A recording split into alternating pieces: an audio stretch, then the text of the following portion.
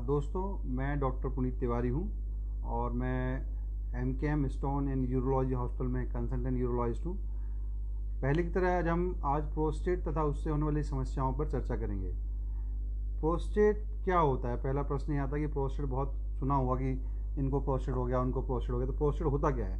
Prostate normally जो kidney और urinary system की जो संरचना होती है, उसमें भगवान ने दो किडनियाँ बनाई हुई हैं। दोनों किडनी से एक नली निकलती है जो कि पेशाब की थैली में जुड़ती है और लिंग के द्वारा अपन पेशाब करते हैं। प्रोस्टेट पेशाब की थैली और लिंग के बीच एक अखरोट जैसा स्ट्रक्चर होता है जो कि पेशाब की नली को पूरी तरह से घेरे होता है।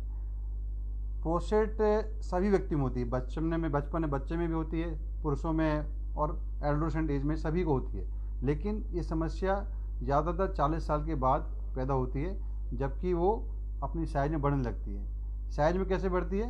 एजिंग प्रोसेस से। जैसे लोगों को मोतियाबिंद होता है, जैसे बाल सफ़ेद हो जाते हैं, वैसे ही प्रोस्टेट भी जब 40 साल के बाद उम्र से ज़्यादा होता है व्यक्ति, तो धीरे धीरे बढ़ने लगती है। जब वो बढ़ती है तो वो धीरे धीरे साइज जो बीच में से खोखली नली गई हुई है पेशाब की, उसको दबाने लगती है और उसी कारण से रुकावट पैदा होती है और उसी कारण सारे लक्षण आते हैं। तो शुरुआती लक्षण जो प्रोस्टेट का है, सबसे पहले रात में एक बार से ज़्यादा जागना। नॉर्मली व्यक्ति रात में नहीं जागता, जब सोते हैं तो सीधे सुबह उठता है। लेकिन अगर एक बार या उससे ज़्यादा रात में आप जाग रहे हैं तो इसका मतलब, और आपकी उम्र 40 से ज़्यादा है, तो इसका मतलब है कि आप प्रोस्टेट की बीमारी से की शिकायत आपको हो सकती है। तो प्रथम लक्षण तो रात में उठना है। दूसरा, जैसे आप पेशाब करने जब खड़ा हो रहे हैं तो खड़े होते समय पेशाब तुरंत चालू नहीं होगी, थोड़ा सा हल्का सा देर से चालू होगी, और एक बार चालू होगी तो फिर वो फ्लो में आ जाती है। लेकिन लास्ट में थोड़ा और आना, थोड़ा और आना, थोड़ा और आना, मतलब 3-4 बार में क्लियर होती है। या पेशेंट को, मरीज को लगता रहता है कि हमेशा कि मुझे यूरिन जाना है, लेकिन पूरी निकलती नहीं, मतलब इच्छा खत्म नहीं होती। तो लक्षणों को हम दो भागों में डिवाइड करते हैं। एक होते हैं रुकावट के द्वारा, एक होते हैं स्टोरेज सिम्टम, जो कि पेशाब की थैली में जो बदलाव होते हैं रुकावट से, उससे कारण जो लक्षण आते हैं। तो पेशाब का देरी से उतरना, रुक रुक के आना, या लगना कि अंदर और है, सेटिस्फेक्शन नहीं मिलना, या फोर्स बहुत कम हो जाना, या बहुत देर लगना। जैसे आपके साथ में कोई पेशाब कर रहा है और आप भी यूरिन पास कर रहे हैं तो आपको बहुत टाइम लग रहा है, वो सामने वाला चला गया, इसका मतलब कि आपके रास्ते में रुकावट है।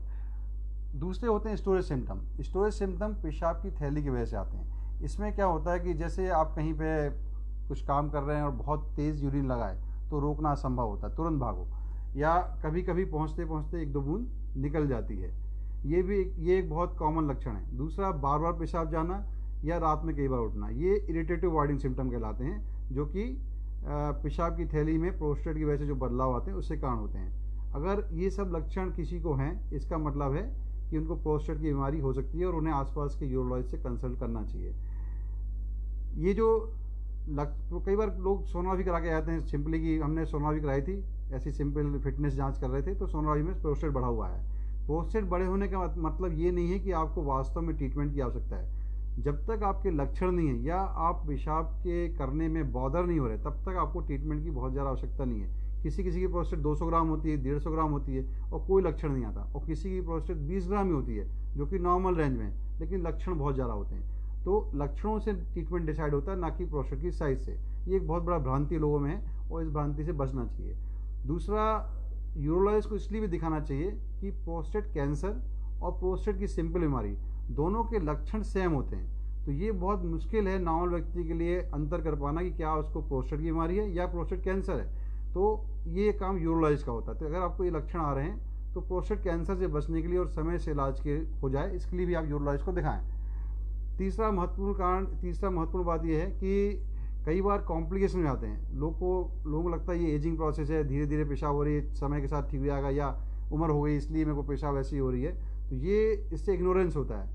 तो धीरे धीरे वो जटिलताएं बढ़ती जाती हैं, और जब मरीज हमारे यहाँ आता है तो कई बार किडनी फेल या किडनी में स्वेलिंग या पेशाब इतनी ज़्यादा रुकती है कि पेशाब की थैली डैमेज हो जाती है। ऐसी कंडीशन में पेशेंट आता है जबकि हम लोग ज़्यादा कुछ उसकी हेल्प नहीं कर पाते, या फिर ऑपरेशन ही एकमात्र विकल्प बचता है।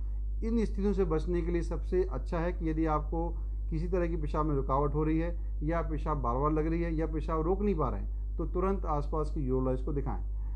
अगर लक्षणों के बाद यदि पेशेंट अपने पास आता है, यदि आप जांचों की बात करते हैं तो जांचें बहुत डिटेल, बहुत विस्तृत जांचों की आवश्यकता नहीं है।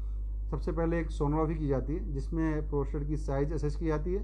दूसरा, इसमें और भी फैक्टर हैं जो कि सोनोग्राफी महत्वपूर्ण है, जो देखने होते हैं, जैसे कि पेशाब करने के पहले कितनी पेशाब थी और करने के बाद कितनी रुक रही है, और थैली में सूजन तो नहीं आ रही है।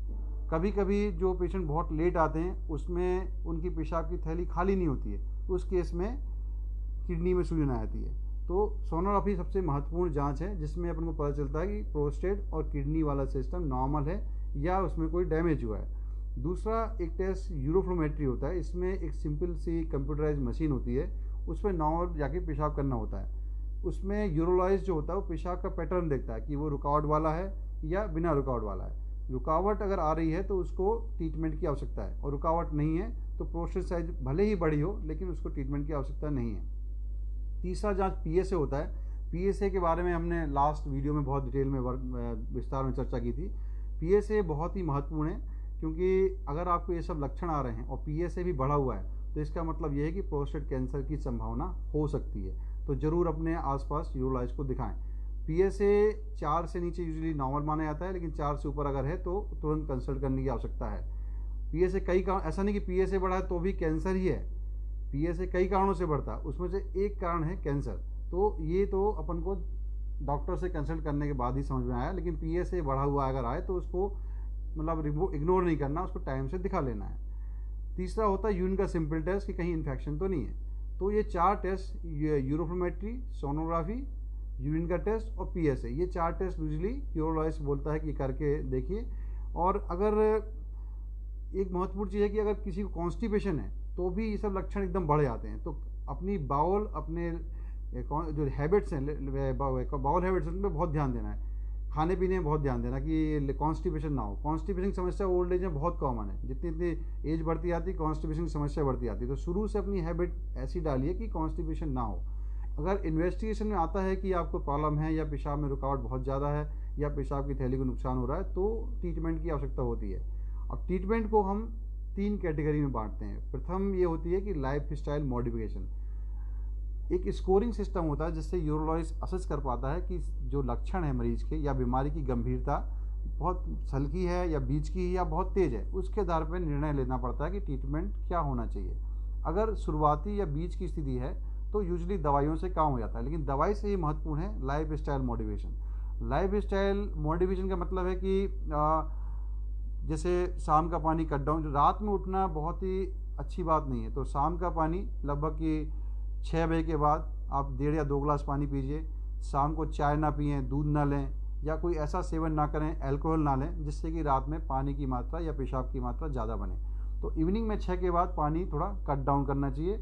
खाना जितना जल्दी हो उतना खाएं, मतलब 7 बजे या 7:30 बजे तक खा लें, और खाने और सोने के बीच थोड़ा अंतर दें, लगभग 2-3 घंटों का, जिससे कि आपकी जो यूरिन बन रही है वो सोने के पहले आप पास कर दें और रात में ना उठना पड़े।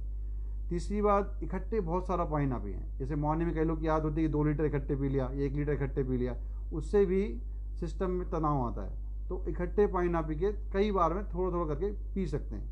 ये एक बहुत महत्वपूर्ण बात है। इकट्ठे पानी पीने के बाद कई बार क्या होता है कि हल्के फुल्के लक्षण होते हैं और एकदम से बहुत सारा पानी पी लिया तो पेशाब रुक जाती है और एकदम इमरजेंसी में पाइप डलवाना पड़ता है। तो इकट्ठे पानी ना पिएं।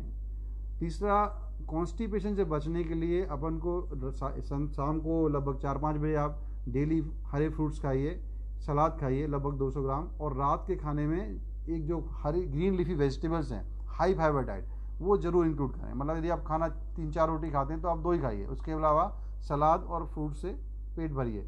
तो ये जिससे कि कॉन्स्टिपेशन ना हो। कॉन्स्टिपेशन पेशाब की समस्या को कई गुना बढ़ा देता है और पेशाब को रोक भी सकता है, इसलिए कॉन्स्टिपेशन से भी अपन को बचना है। तो लाइफ स्टाइल मॉडिफिकेशन आपकी समस्या को लगभग 30% तक ठीक कर देंगे। प्रोस्टेट की बीमारी में जिनको बहुत ज़्यादा लक्षण होते हैं या पेशाब का फ्लो बहुत ही कमज़ोर होता है, बहुत टाइम लगता है, उनको आजकल जो दवाइयाँ बहुत अच्छी आ गई और 90% लोग लगभग दवाइयों से बेनिफिट होता है। दवाई लेकिन रेगुलर खानी होती है। ज़्यादातर लोग को दवाई लिख दी तो कई बार वो 2 साल, 3 साल, 4 साल खाते रहते हैं और फिर उसके बाद दिखाते हैं। तो दवाई चूज़ करने में या दवाई लेने में सबसे महत्वपूर्ण बात है कि अपन रेगुलर उसको चेक करते रहें कि कोई डैमेज तो नहीं हो रहा। कई बार दवाइयाँ 3 महीने काम करती फिर काम करना बंद कर देती है, लेकिन चूँकि हमें ठीक लगता है तो अपन दवाइयों को कंटिन्यू कर लेते हैं और कंसल्ट नहीं करते। तो दवाई या कंजर्वेटिव मैनेजमेंट में सबसे महत्वपूर्ण बात है कि आप रेगुलर 3 महीने के आसपास चेक कराते रहें कि आपकी प्रोस्टेट, आपकी किडनी और पेशाब की थैली ठीक है और उसमें कोई समस्या नहीं हो रही, या फिर PSA नहीं बढ़ रहा है, क्योंकि PSA कई बार 1 महीने पहले ठीक था लेकिन 3 महीने बाद बढ़ सकता है। तो रेगुलर चेकअप बहुत महत्वपूर्ण होता है यदि कंजर्वेटिव और मेडिकल ट्रीटमेंट अपन ले रहे हैं। जहाँ तक सर्जिकल ट्रीटमेंट की बात है, वो तभी करना पड़ता है जबकि कॉम्प्लिकेशंस डेवलप होते हैं। कॉम्प्लिकेशन क्या क्या हो सकते हैं, जैसे किसी को यूरिन की प्रॉब्लम है बट उसने कंसल्ट नहीं किया, पहले 10 ml यूरिन रुकी ब्लैडर में, फिर 20, फिर 30, फिर 100, 500 और सडनली यूरिन रुक जाती है। कई लोगों को जो प्रोसेस धीमे धीमे होता है, उनको पेशाब की थैली की सेंसिंग सिस्टम की प्रॉब्लम हो जाती है, मतलब उनको पेशाब तो बहुत भरी रहती है लेकिन सेंस नहीं होता कि मेरे अंदर पेशाब भरी हुई है। उन लोगों को एक बहुत महत्वपूर्ण लक्षण होता है, जो किसी को भी हो तो तुरंत डॉक्टर से कंसल्ट करें। बेड वेटिंग मतलब बिस्तर में पेशाब निकलना। तो अगर किसी को यूरिन बिना उनके चाहे अपने आप बिस्तर में निकल जाती है, इसका मतलब है कि किडनी की गंभीर बीमारी उसको होने वाली है। तो ऐसे केसेस में 90% केसेस में लगभग किडनी में स्वेलिंग होती है, जो हम लोग ने अनुभव से सीखा है। तो हमेशा अगर ऐसा कोई लक्षण आ रहा है तो तुरंत डॉक्टर को दिखाना है। या यूरिन रुक गई है, यूरिन रुकने के बाद भी लगभग 70-80% चांस होते हैं कि आप दवाई से ठीक हो। ऐसा नहीं यूरिन रुक गई और पाइप डल गया इसका मतलब ऑपरेशन की आवश्यकता 100% है, ऐसा नहीं है। अगर दवाई टाइम से लें और दवाई की ट्रायल दी जाए तो कई बार यूरिन रुकने के बाद भी पेशाब नॉर्मल हो जाती है दवाइयों से। तो दवाइयाँ काफ़ी हद तक प्रोस्टेट की बीमारी को कंट्रोल कर लेती है।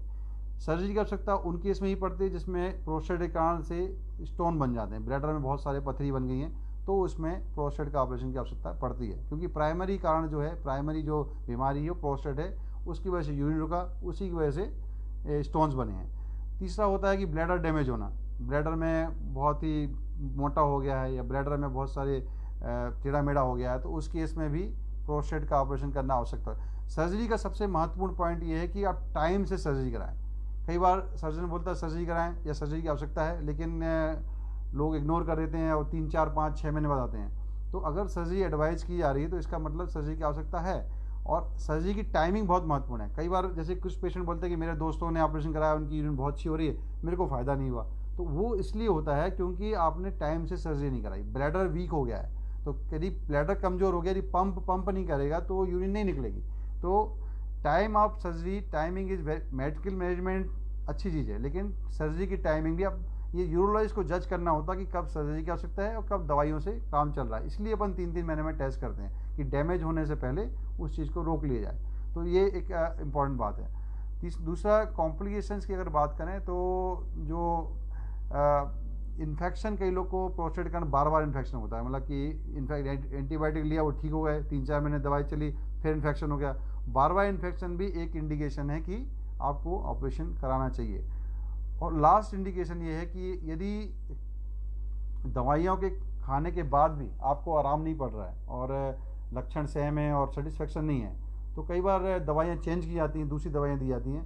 तो कई बार दूसरी दवाई चेंज करने से आराम पड़ जाता है, लेकिन अगर दवाइयाँ 2-3-4 महीने लेने के बाद भी अगर रिलीफ नहीं मिल रहा है और प्रॉब्लम जस्ट की तरह से, तो बेटर है कि आप अपना प्रोस्टेट का ऑपरेशन करा लें। प्रोस्टेट का ऑपरेशन दूरबीन से होता है, कहीं कोई कट नहीं लगता है, एकदम नॉर्मल होता है। आजकल बहुत अच्छी टेक्नोलॉजी आ गई है, होलियम लेज़र आ गया है, तो उससे एकदम ब्लडलेस बहुत अच्छा ऑपरेशन हो जाता है। तो कहीं उसमें मतलब कोई ऐसा चिंता वाली बात नहीं है, और 2 दिन का स्टे होता है, 2 दिन बाद छुट्टी हो जाती है। तो ये बहुत बड़ा काम नहीं है, और सिंपल से काम से अपन एक बहुत बड़ी बीमारी और जटिलताओं से बच सकते हैं। तो ये timing is very important. Infection की बात जहाँ तक है, इन्फेक्शन कभी भी जो इन्फेक्शन होता है वो एक लक्षण होता है। कहीं भी शरीर में इन्फेक्शन हो रहा है वो बेसिकली एक लक्षण है। पेशाब में इन्फेक्शन भी एक लक्षण होता है, लेकिन जड़ को जब तक अपन नहीं पकड़ेंगे तब तक वो इन्फेक्शन ख़त्म नहीं होगा।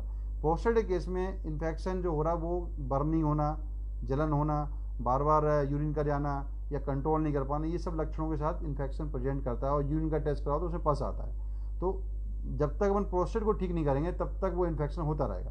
तो बेसिकली इन्फेक्शन के केस में अपन को जो रूट कॉजेज़ को हटाना होता है, तभी अपन सिंपली और उसको ट्रीट कर सकते हैं। तो जो अपन ने आज चर्चा की, सबसे पहले प्रोस्टेट के लक्षण, जैसे कि पेशाब का देरी से आना, रुक रुक के आना, या लगना के अंदर और है, नियंत्रण नहीं कर पाना, जल्दी भागना, बार बार लगना, या रात में कई बार उठना। अगर ऐसे लक्षण आते हैं और आपको 40 साल या 50 साल से ऊपर हैं, तो आपको तुरंत इन्वेस्टिगेशन करना चाहिए, यूरोलॉजिस्ट से कंसल्ट करना चाहिए। इससे पहले कि जटिलताएँ हों, अपन पहले संपर्क कर लें।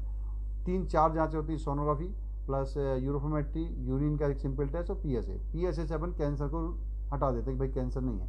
तो ये 4 टेस्ट करना है। उसके बाद मैनेजमेंट की बात करें तो सबसे इंपॉर्टेंट है, मुझे लगता है लाइफ स्टाइल चेंज करना सबसे महत्वपूर्ण है। बाकी ट्रीटमेंट एड ऑन होते हैं, लेकिन लाइफ स्टाइल चेंज करना सबसे महत्वपूर्ण है। तो लाइफ स्टाइल मॉडिफिकेशन, दवाइयाँ, और लास्ट में अगर कोई कॉम्प्लिकेशन होता है तो सर्जरी।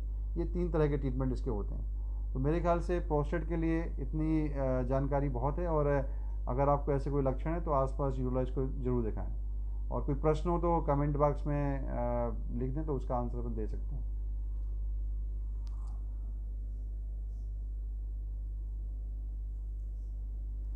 ठीक है, तो प्रश्न नहीं है। ठीक है, थैंक यू वेरी मच, नमस्कार। नेक्स्ट मंथ फिर मिलेंगे। Thank you.